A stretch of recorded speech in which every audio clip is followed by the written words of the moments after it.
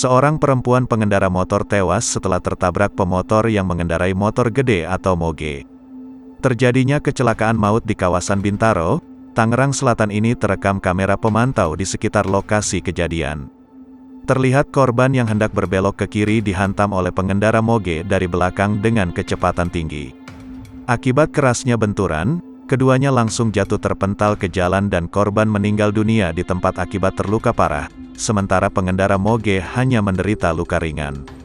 Pengendara moge yang menabrak perempuan itu sudah ditangkap di Polres Tangerang Selatan.